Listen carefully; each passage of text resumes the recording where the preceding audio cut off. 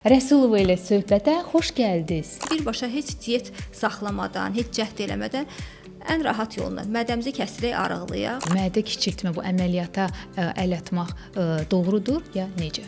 Çox səhv bir addımdır əslində. Əməliyyatsız artıq çəkidən qurtulmaq olar? Bütün xəstəliklər inanın ki, ağızdan başlayır. Sizin yanınıza pasient gələndə nədən imtina etməlidirlər? 7-dən sonra ancaq su içə bilərik və yaxud da ki, bir çay içə bilərik, amma yanında heç nəsiz. Hamıya demək istəyirəm ki, çalışın sağlamlığınızı vaxtında qoruyun ki, sonradan əziyyət çəkməyəsiniz. Rəsulova ilə söhbətə xoş gəldiniz. Bugünkü mövzumuz hamını çox narahat edən artıq çəki və yaxud da nə üçün mən heç kökəlmirəm. Bax, bu kimi sualların cavablarını siz bugün tapacaqsınız. Amma suallarıma keçmədən əvvəl qeyd etmək istəyirəm ki, bizim mövzulara diqqətlə izləyib öz tövsiyələrinizi, rəylərinizi yazıb göndərə bilərsiniz. Instagramda Rəsulova ilə söhbətə qoşulursunuz, abunə olursunuz, YouTube-da Vəfa Rəsulova yazıb kanalımıza abunə olursunuz. Öz məsləhətlərinizi, rəylərinizi və sözsüz ki, təkliflərinizi də yazıb göndərməyi unutmursunuz. Qonağım isə bugün həkim dietoloq Aygün xanım Abdullayevadır. Xoş gəlmisiniz. Xoş gördük, çox sağ olun. Bugün hamının bir problemi var. Qısa bir vaxt ərzində çəki atım, normallaşım. Yəni bu artıq çəkidən qurtulum, hamiləlikdən sonra bu qadınlarda da, kişilərdə olur. Məsəl üçün artıq çəki çox yeməkdən. Çoxları bilirsiniz ki, bugünkü gündə daha asan yol seçirlər və mədə kiçiltməyə əl atırlar. Siz necə məsləhət görürsüz? Mədə kiçiltmə bu əməliyyata əl atmaq doğrudur ya necə?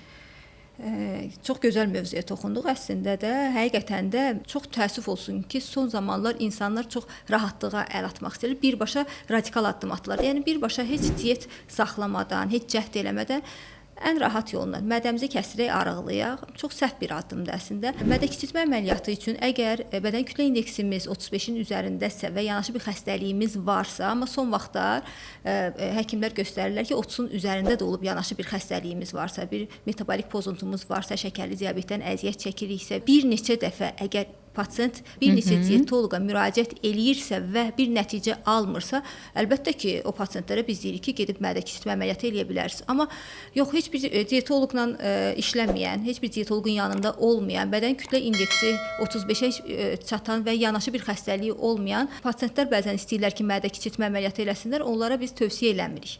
Yaxşı olardı ki, onlar mütləq şəkildə fiziki aktivliklərini artırsınlar, qidalanmalarına diqqət eləsinlər. Əminəm ki, onlar nəticə alacaqlar. Əgər həqiqətən də arıqlamaq istəyirlərsə, cərrahi əməliyyat olunmuş pasientlər bəzən elə bilirlər ki, əməliyyat olundu, bitdi. Yəni əməliyyat olundu, bitdi olmur. Mən bir də görürsünüz ki, müraciət edən xəstələr vardır ki, deyirlər ki, heç bizə cərrah əməliyyata girəndə deməmişdi ki, biz əməliyyatdan sonra da qidalarımıza diqqət eləməliyik. Yəni bunun dönəmləri var. İlk dönəm var, maye dönəmi var. Həmişə pasientlərə deyirəm, mən sizi arıqlatmağı düşünmürəm. Siz təzə əməliyyatdan çıxmış pasientlərsiniz.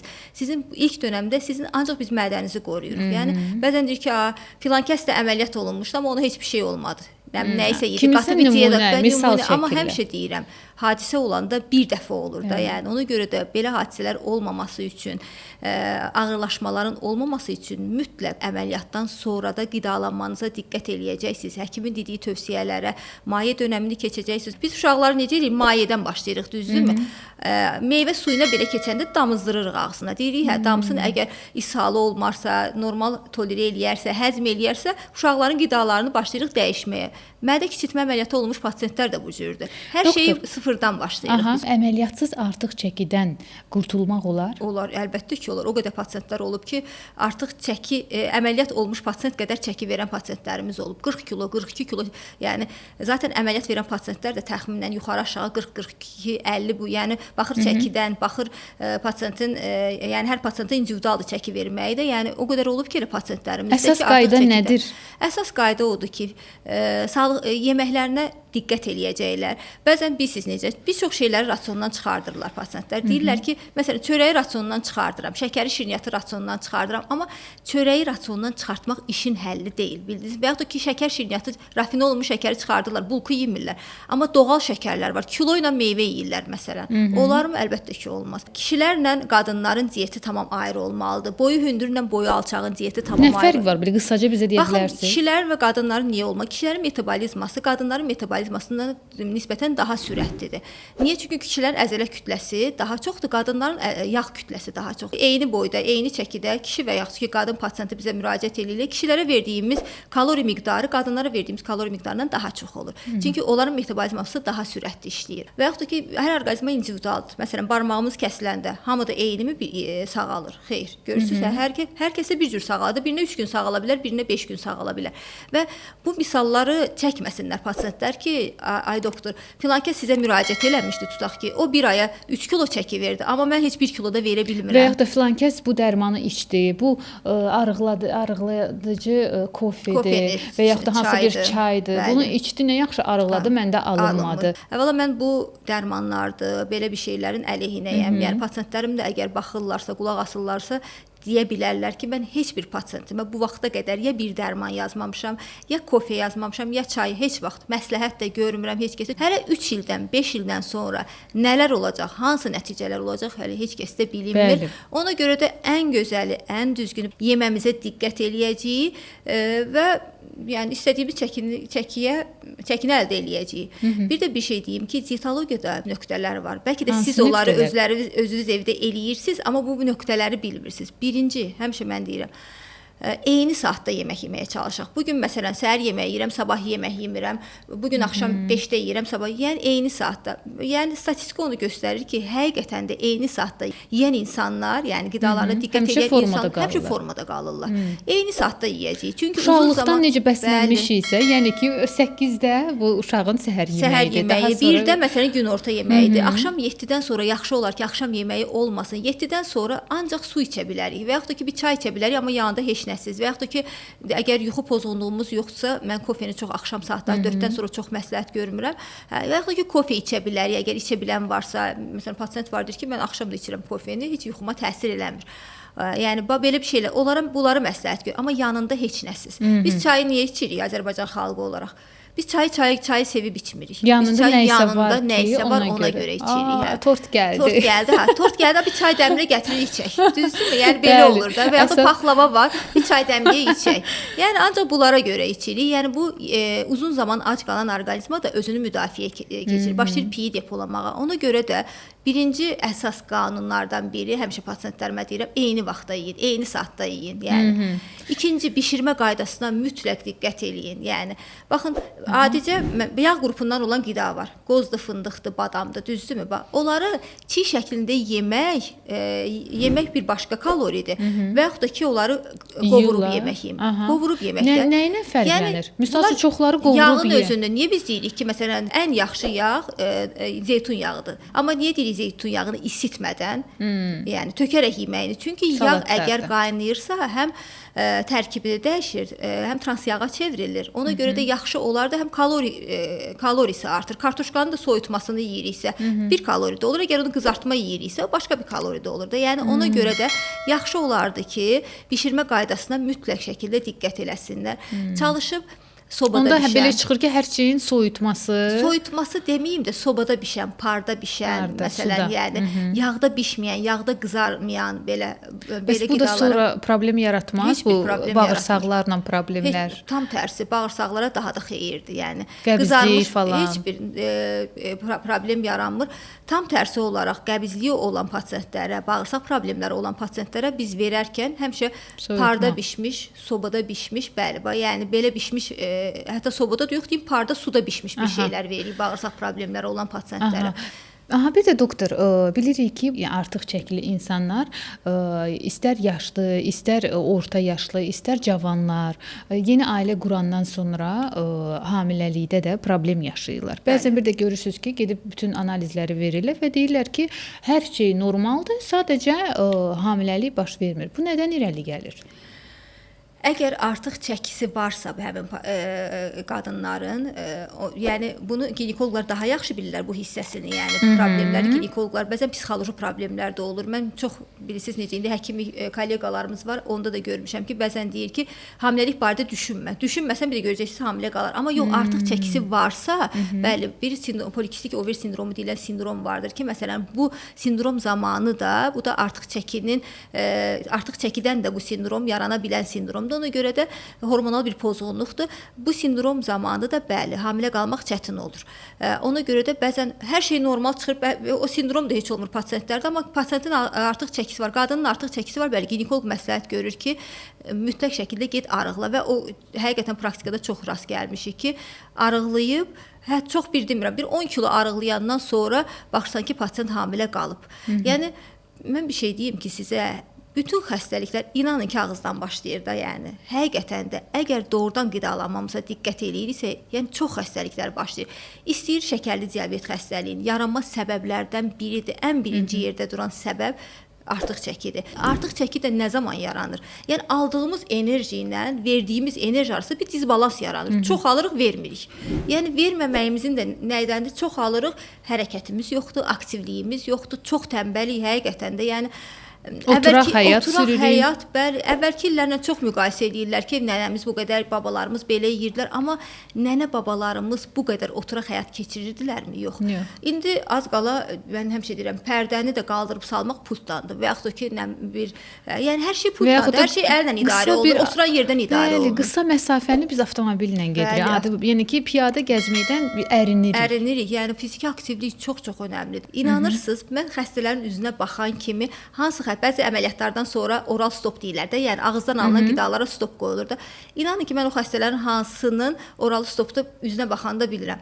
Yəni bu yemək o qədər bilmirəm, möcüzəvi bir şeymi deyim, yaxşıdırmı, pisdirmi bilmirəm, amma insanları o qədər xoşbəxt eləyir ki, yemək yeyən. Yəni həmin xəstələr belə olurlar. Yəni xoşbəxt olmurlar. Bu xroniki yorğunluq da hamısı ondan gəlir. Hamısı ondan irəli gəlir.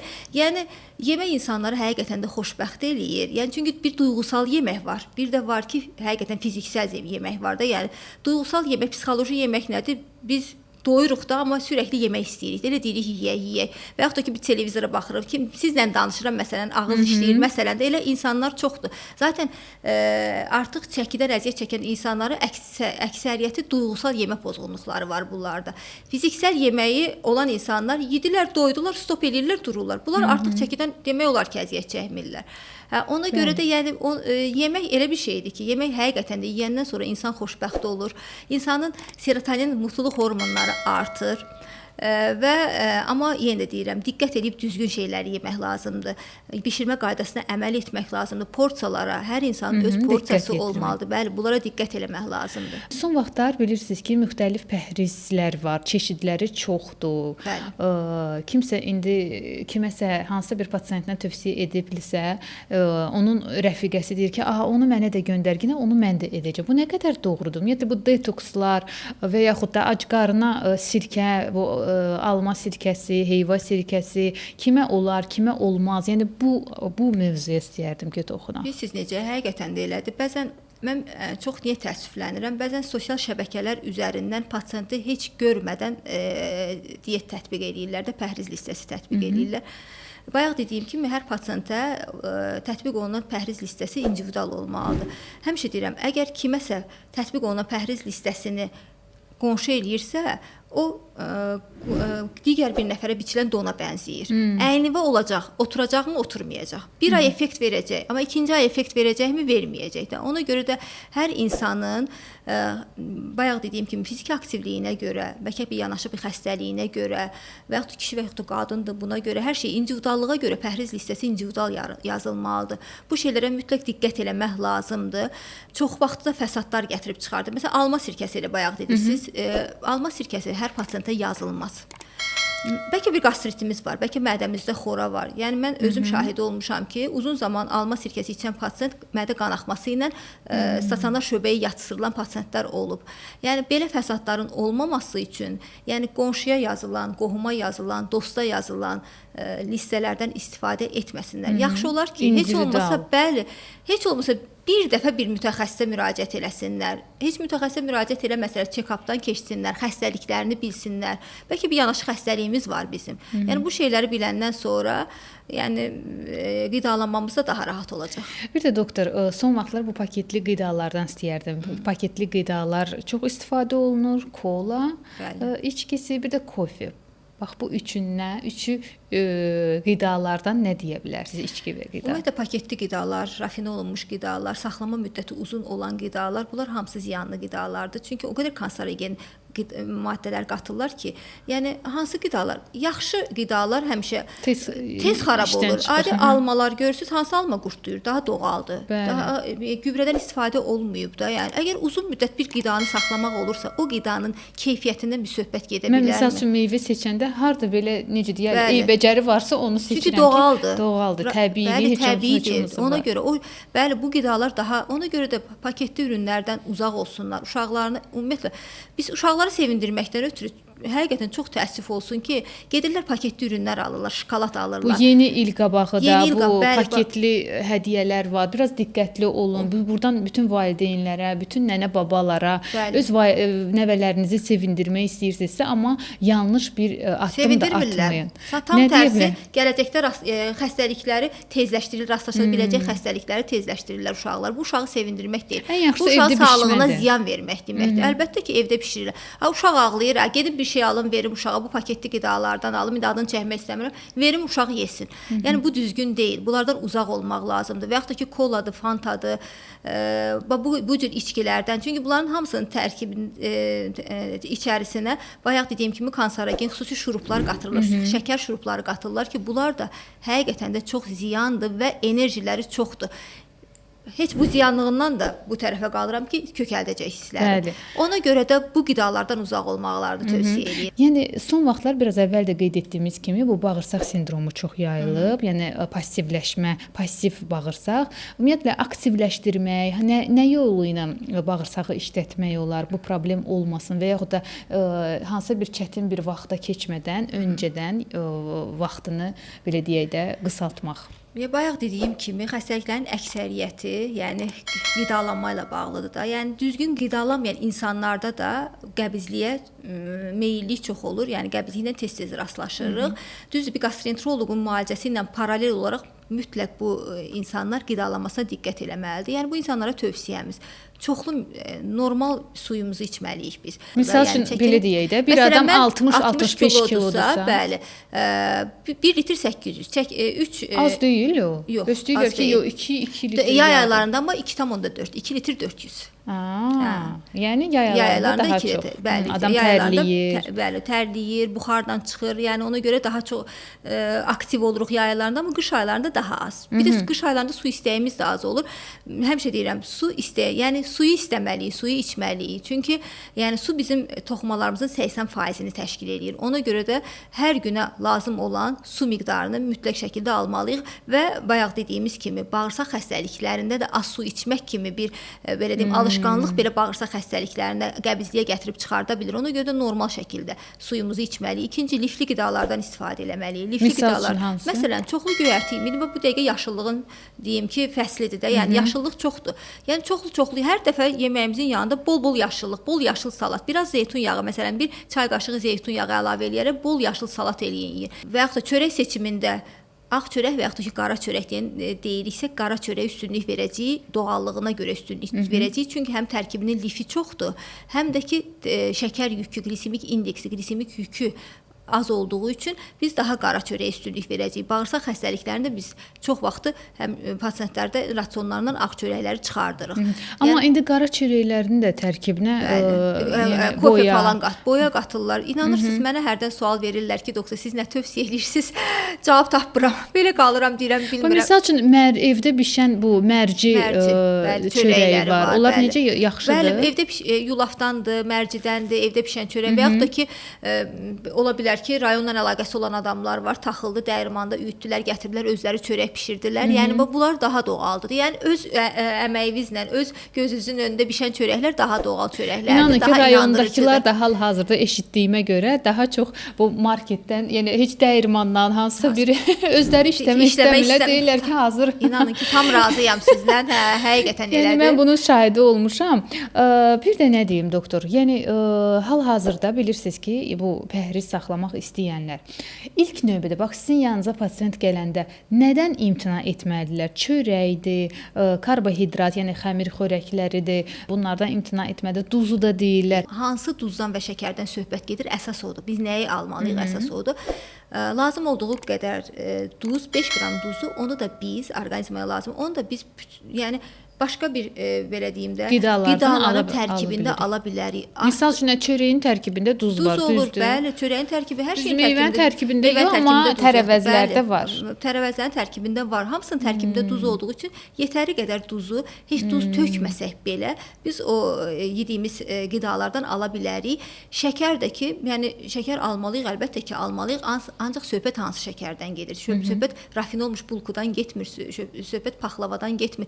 Söhbət daha doğal şəkərdən gedir. Məsələn, meyvədən gedir. Amma meyvəni də biz kilo ilə yeyə bilərik. Əlbəttə ki, lazım olduğu miqdarda yeyə bilərik. Bir pors və yaxud da ki, 2 pors. Bir pors meyvə nədir? Tutaq ki, bir orta boy almadır. Əgər deyiriksə gün ərzində 2 pors meyvə yeməliyik, 2 dənə alma yeməliyik və yaxud da 2 mandarin yeməliyik. Yəni bu şəkildə ala biliriksə, o bizə yetərlidir. Artıq aldığımız hər şey bizə ziyandır. Bizim də artıq çəki almamıza gətirib çıxartır. Artıq çəki də bizi nəyə gətirib çıxardır? Xəstəliklərə. Təbii vasitələrlə qidaların tərkibində olan şəkər və yaxud da ki, duzu alaraq şəkər və duz ehtiyacımızı ödəsək belə bu bizə yetərli olar. Bir də doktor, duz demişkən bir çoxları deyir ki, düzgün duzdan istifadə etmək lazımdır. Sosial şəbəkələrdə indi çox yayılıb, istər bizdə, istər indi başqa ölkələrdə qaya duzu deyirlər. Yəni ki, bu doğrudur. Yəni ən belə effektli, ən belə əsl duz bu qaya duzudur. Bayaq dediyim kimi rafinə olunmayıb. Yəni birbaşa oradan götürülmüş duzlardır, istehsaldan keçməyib. Ona görə bu duzlara daha, yəni onun tərkibində rafinə olmuş duzun tərkibində yod olmur. Ona görə də bizə də lazım olan qida belə deyim elementlərdən biridir yod. Bəzən görürsüz marketlərdə satılan duzlar necədir? Ağappaq duzlardır. Onlar tərkibində yod olmur. Ona görə də təbii duzlara daha çox üstünlük verilir ki, onların tərkibində olan mikroelementlərdir, yəni maddələr də onlar itməsin. Yəni yaxşı olardı ki, bəli, yəni daha təbii duzlara üstünlük verməmizdə fayda var. Pəhriz saxlayan insanlar bilirlər ki, müəyyən bir dövrdən sonra, belə deyək də 3 həftədən sonra və yaxud da 1 aydan sonra bədən elə bir stop deyir. Artıq pəhriz saxlamaq istəmir. Nə ilə əlaqəlidir bu? Bilirsiniz necə? Bizim orqanizmimiz çox ağıllıdır. Hətta mədə kiçiltmə olmuş pasientlərimizdə belə bir də görsə 2 aydan sonra belə dirənc olur. Pasientə deyirəm ki, ola bilər 5 gün ola bilər, 10 gün ola bilər, 15 gün ola bilər. Yəni stop eləməyin. Yəni bu orqanizmin verə biləcəyi bu gücdür də, bu qədərdir də, bunu verə bilir. Ondan sonra biraz istirahət eləyir. Yəni yenə də əgər həqiqətən də diqqətli olsalar, diqqət eləsələr, yox da əgər hər şeydən əlimizi üzdük, olsa verə bilmiriksə, çəkilir, çıxış vəziyyətdə əgər geri dönəcəksə, əvvəlki həyat tərzimizə şəkər şirniyyatı yeyəcəklərsə, yəni elədiyimiz, qoyduğumuz bütün əməklər boşa gedir. Yəni bunlar orqanizmamızda ola biləcək bir şeylərdir. Dirənclər ola bilər, stoplar ola bilər, bəzən orqanizma yorulur, bu şeylər ola bilər. Amma buna da pəs eləmək lazım deyil, davam eləmək lazımdır. Yəni bilirsiniz, diyeta sözünün mənası özü, yəni bir ac qalmaq demək deyil, sağlam qidalanma deməkdir. Yəni sağlıqlı qidalanma. Sağlam qidalanmanın ya yaşı, ya vaxtı, ya zamanı yoxdur. Bəzən deyirlər hansı yaşdan diyeta tutmalıyıq. Yəni bunun yaşı yoxdur. Uşaqlarımızı belə yeni doğulandan belə biz onları sağlıqlı qidalanmaya, sağlam qidalanmaya öyrətməliyik. Ona görə də əgər sağlıqlı qidalanacağıqsa, əgər həqiqətən də yəni bəzi qaydalar var, onlara əməl eləyəcəyiksə, istədiyimiz çəkidə qalacağıq, sağlam olacağıq və artıq çəkinin əmələ gətirən xəstəliklərlə üzləşməyəcəyik. Bir də Aygün doktor, mən çox istəyərdim ki, bizi izləyənlərə buradan fürsətdən istifadə edib ürəyimizi, bilirsiniz ki, pəhriz saxlayanda bir çox orqanlarımız zəifləyir.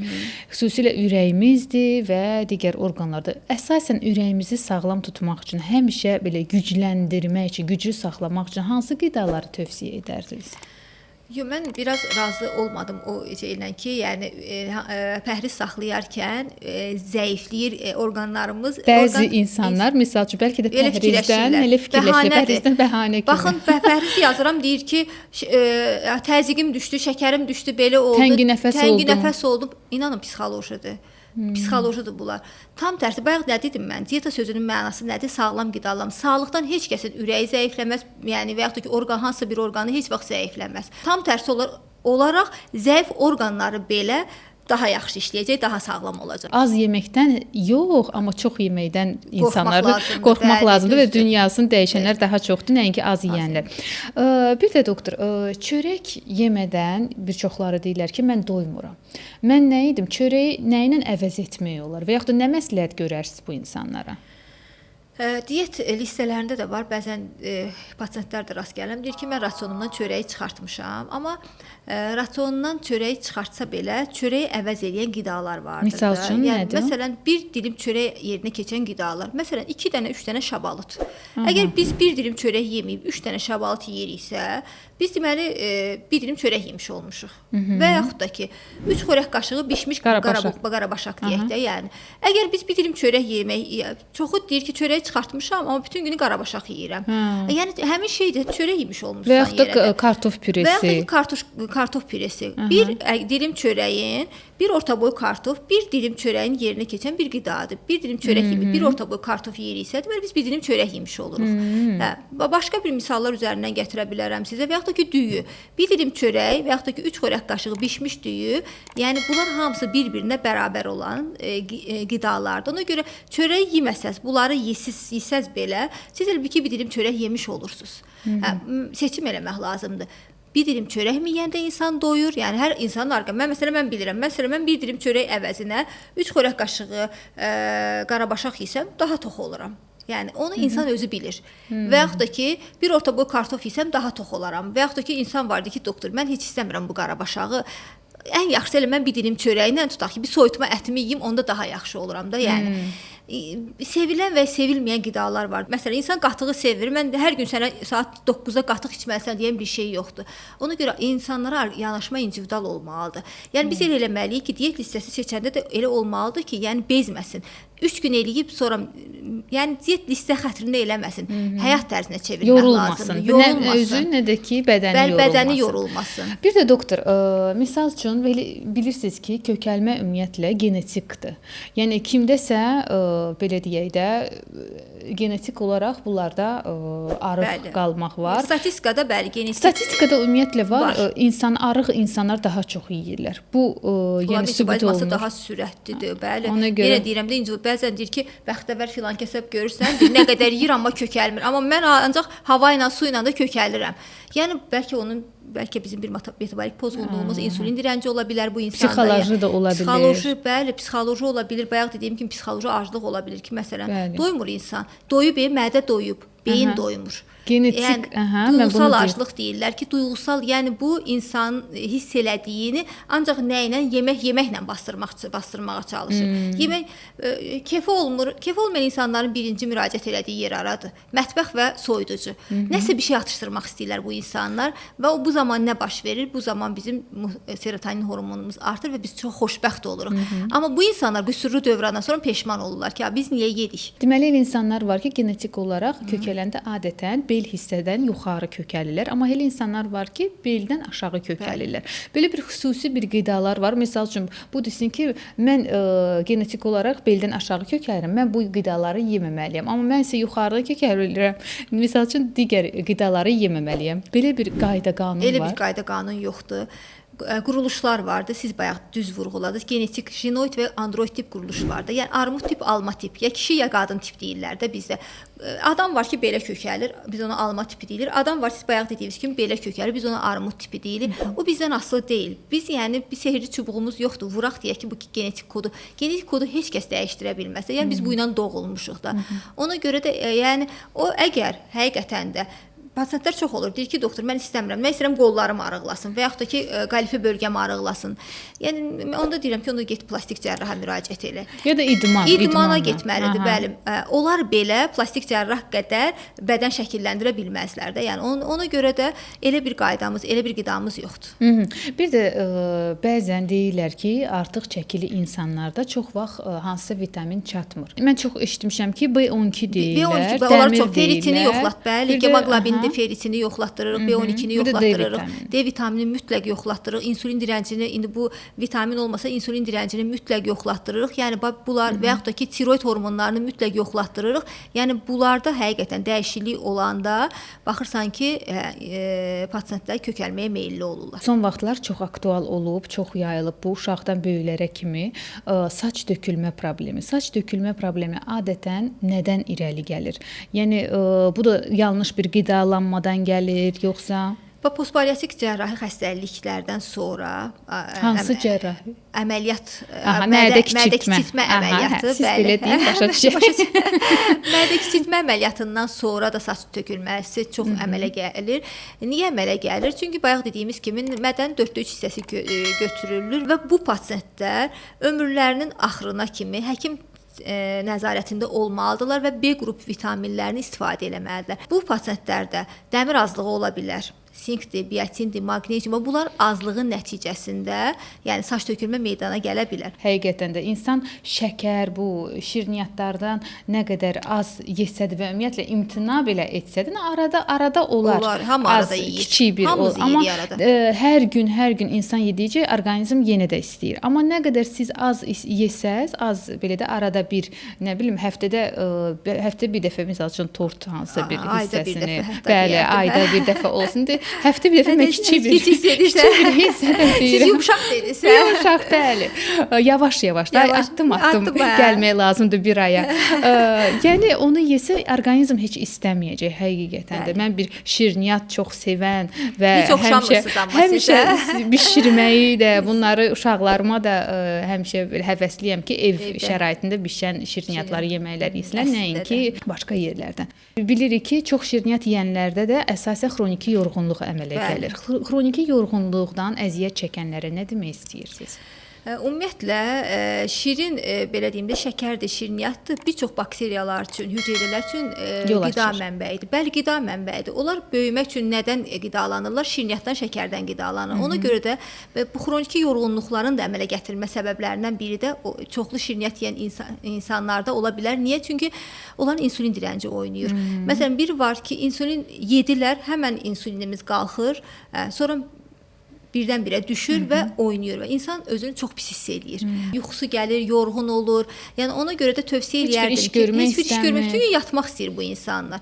Ona görə də ümumiyyətlə bayaq dediyim kimi, şirniyyat yesə belə doğal şirniyyatlardan, siz dediyiniz kimi evdə bişən bir şirniyyatlardan istifadə eləsinlər. Olan tərkibinə də məsələn şəkər tozu əvəzi bir doşab qata bilərlər, bal qata bilərlər. Tutaq ki, un əvəzi yulaf unundan istifadə eləyə bilərlər, qara undan istifadə eləyə bilərlər. Bu şirniyyatlar digər rafin olmuş şirniyyatlara nisbətən daha belə deyim də xeyirli, daha az zərərlidir. Ümumiyyətlə tövsiyə edirəm şəkər şirniyyatdan uzaq olsunlar, amma istəsələr, ürəkləri istəyirlərsə, bayaq dediyim şirniyyatlara üstünlük versinlər.